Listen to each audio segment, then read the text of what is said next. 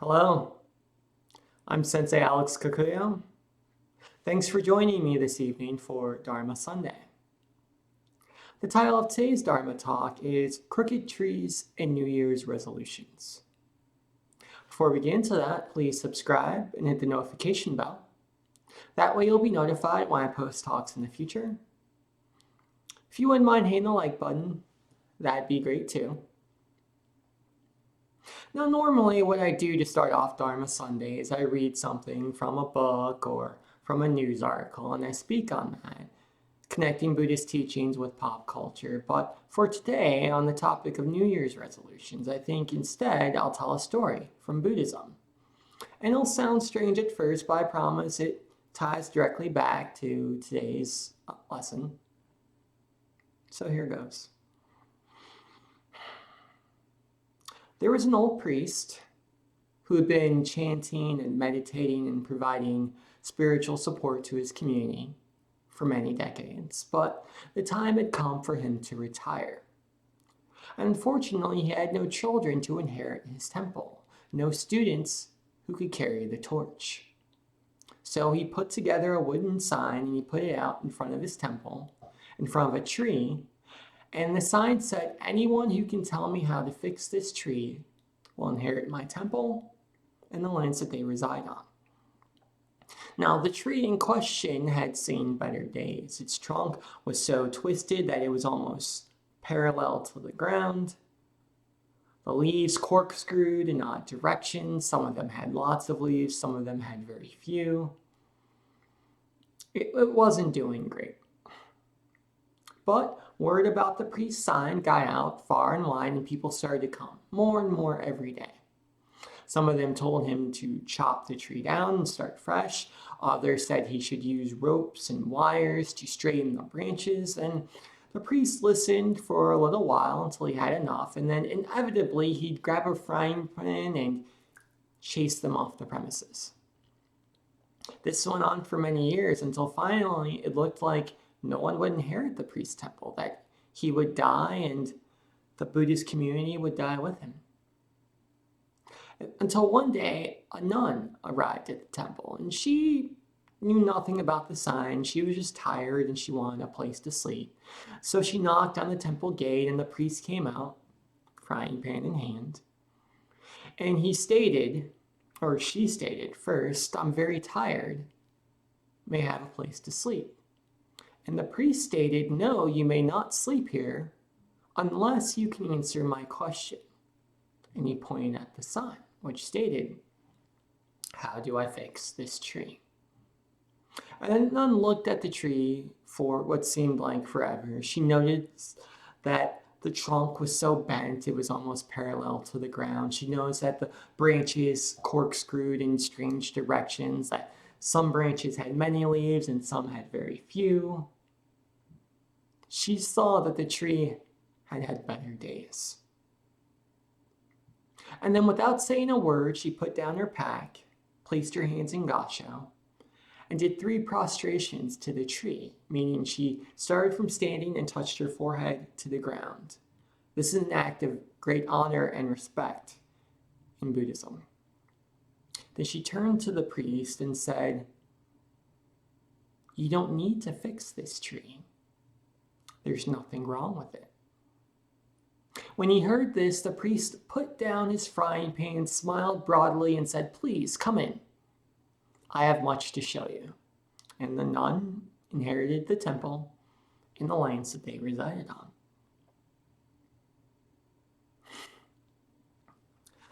So we are only a couple days into 2022, and now people have either already made or are starting to make New Year's resolutions. We want to lose weight, we want to find romance, we want to get a better job. And to be clear, there's nothing wrong with wanting more for ourselves.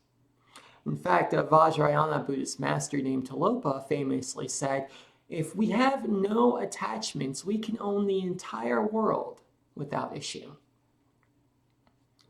Buddhism is very clear that desire, wanting, is a natural part of life. If I'm cold, I desire to put on a jacket to stay warm.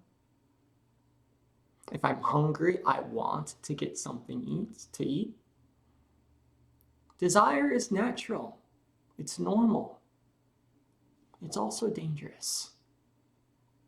It's dangerous because the Buddhist word for desire is tanha, which literally translates to unquenchable thirst. In other words, our desires are endless. We can never meet them.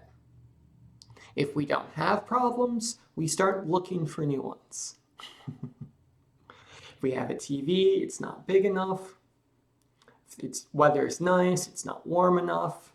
If we're practicing Buddhism, our spirituality isn't strong enough. If only I had more time to meditate. But we hold on to our desires, we hold on to our attachments because they make us feel real. In Buddhism, we're taught that our suffering and our desires come from the illusion of a separate self, which creates a subject-object duality. In other words, there is a me that is here, there is a world outside that is not me, and me, no matter what I do, is never good enough.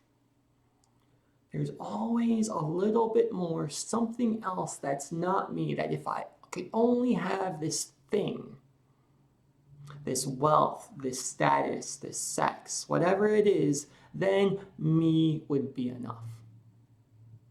But as we understand from the teaching of Taha, the teaching of desire, enough can never be found. These items can never fulfill the existential angst that comes from having the illusion of a separate self. Me cannot be fixed, at least not in the ways we traditionally think of. Naturally, these endless desires lead to endless suffering. The Buddha experienced this firsthand. He was a member of the nobility, a warrior prince. The oracle at his birth said that he would either be a great holy man or a world-turning monarch. Now, we as Westerners living under a democracy, not really being familiar with monarchies and how they work, we probably don't understand the power of those words, but imagine if you were the son of a billionaire. Okay? And the oracle at your birth states that you will be more successful and more powerful than your father, who already has more money and more power than he can use in countless lifetimes. That's the life Buddha was born into. And it sounds great on the surface, because he had everything we think will make us happy. He had wealth. He had power, he had access to stuff. We're told that he was a great athlete, that he was a skilled scholar. But that existential angst could not be abated. So much so that eventually he left the palace to live a holy life, and the rest is history. New Year's Eve, and by extension, New Year's Eve resolutions, are an outgrowth of our endless desire. As evidenced by the fact that we have to make a resolution. It's not an option. It's considered rude if you don't. Come on, there has to be something you want, right? There's something you're trying to get better at. We have to make a resolution, which means we have to find something wrong with our life. We have to create a desire for ourselves, which means we have to suffer right along with everyone else. The project of Buddhism, however, is to let go of our desires and the suffering that comes with them. We learn to accept life exactly as it is, which doesn't mean that we never make changes. It simply means that we're not so attached to the end result. We could think of this like training and doing our best to win a race We eat good food, we do our workouts, we get plenty of rest, but we're not so attached to whether we win or not. We simply enjoy the ride. We do our best, but at the end of the day, we're just happy to be here. Now, as part of our training as Buddhist practitioners, we purposely put ourselves in positions where our desires cannot be met. If you've ever sat a traditional Buddhist retreat, you've experienced this. You go in and you're told you can't use your cell phone, you can't use your laptop, you can't engage in any romantic relationships, even if you're there with a spouse or a partner. There's a strict schedule that you have to follow. Wake up at this time, chant at this time. A very specific way the meals are eaten. And you don't have to do any of this, to be clear, but it's very simple. Follow this schedule, or there's the door. And that sounds harsh because it is, but it's also necessary. Because we, with our tanha, with our endless desires, we want stuff. And if left to our own devices, we're going to chase after it. So we need to be put in a position where we can't chase after things anymore. We submit to the schedule. And what we find is that as we follow this schedule, as we don't get what we want over and over again, we wake up when we don't want to, we eat food we may not like, we meditate when we'd really rather be watching Netflix, is that the world doesn't fall apart just because our desires aren't met. That we're okay not finding something new to chase after. We experience this in microcosm when we sit in meditation on Wednesdays. We're sitting there, we're not supposed to move, our nose starts to itch, but we're not supposed to move. We want to scratch it, but we're not supposed to move. And what happens? Well, as we sit and our nose continues to itch, it's irritating, but we realize, this isn't the end of the world. The building doesn't fall down on me just because I don't scratch my nose. My heart doesn't stop beating just because I'm a little uncomfortable. In fact, if we wait long enough, that physical sensation may disappear after a while. We learn not to chase after our desires. Or maybe this has happened to you. You sit down on the cushion to meditate, and the moment you sit down, you realize, that one thing I was supposed to do. Maybe it was take out the trash. Maybe it was send an email for work, but I'm already sitting and I'm not supposed to move. So we think about the email that we're not sending. And we think about, so-and-so is waiting to hear back from me, but we're not supposed to move, and we're not supposed to move. And we start thinking about what we want to say in the email, but we're not supposed to move, and we're not supposed to move. And we keep not moving, and eventually, whether we sat for 1 minute or 20 minutes, either is fine, the timer goes off. And we get up and we send the email, or we take out the trash, and we realize that everything's okay. The world didn't stop spinning just because I didn't do that thing I wanted to do right that instant. Whoever was waiting for the email, it's fine waiting. The trash didn't get up and walk away just because I didn't take it out right that moment. We learn that our desires don't need to be met. More importantly, we learn we can be okay when our desires aren't met. Another example of how we as Buddhists purposely put ourselves in a position where our desires aren't met is through our devotional practices.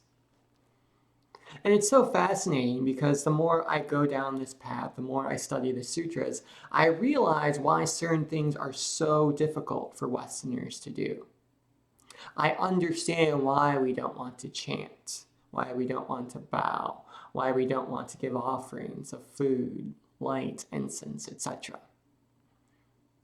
Because we, in America at least, have a very me-centered society. I want, I want, I want. And the devotional practices I just mentioned are the complete opposite of that. It's not about me anymore. It's about others. What can I do for the temple? What can I do for the Buddha? What can I do for my fellow practitioners? And it's hard because, again, it's the opposite of the way we live our lives. I myself struggled mightily with devotional practices. I did not want to bow. The idea of making offerings at the altar was just caused something to tighten inside of me. But then I had a thought, and it got easier. How can I possibly honor and venerate the Buddha and other people if I can't honor and venerate the Buddha on my altar? This Buddha statue, as an example, I've had it as long as I've been a Buddhist. And in that time, it's never lied to me. It's never stolen from me. It's never made me feel less than. It's never harmed me in any way. So if I can't pay homage to the Buddha on my altar, which has never mistreated me, how can I possibly practice devotion to human beings and the Buddha inside of them, knowing that people have lied to me, have stolen from me, have made me feel less than in multiple ways? It's a part of life. But the devotional practice we do here in the meditation hall is what allows us to also practice devotion to the people outside the temple. Because again, it's no longer about me, I want, I want, I want. It's about the Buddha in us, the Buddha in our altar, and the Buddha in other people. But we can't see that Buddha if we're holding on to our desires. So we let go of our desire and we take hold of the Buddha.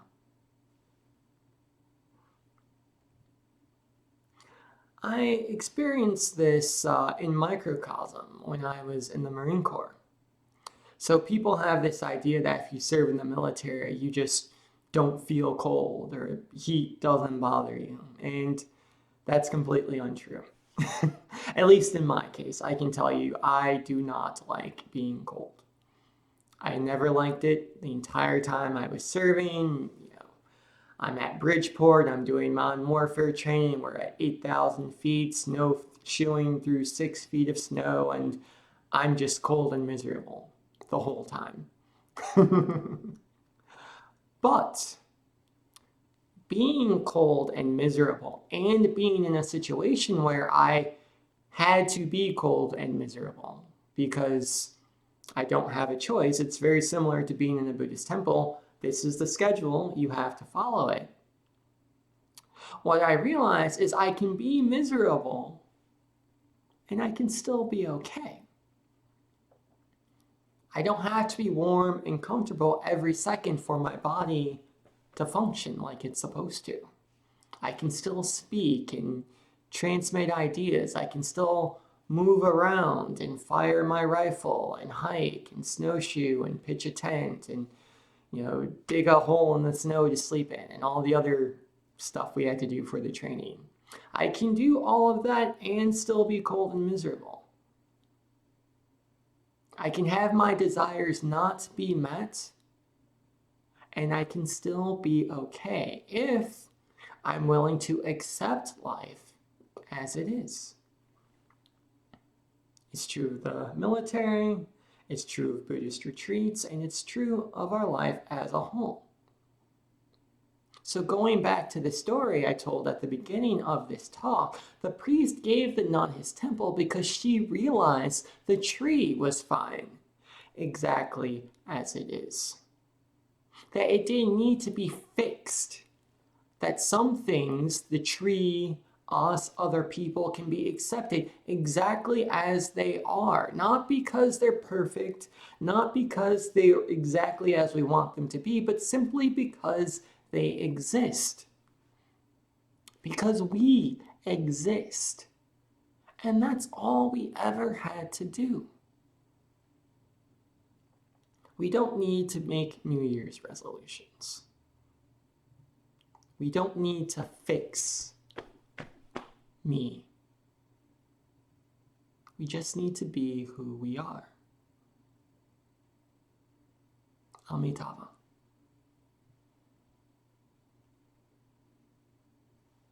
So, that's the talk for today. I hope it was helpful. I'll just end with a few announcements. So this is Dharma Sunday. We do this every Sunday, 7 p.m. Eastern, right here at this channel. And I simply take some topic from pop culture, everyday life, and I speak on it from a Buddhist perspective, tying canonical Buddhist teachings with daily life.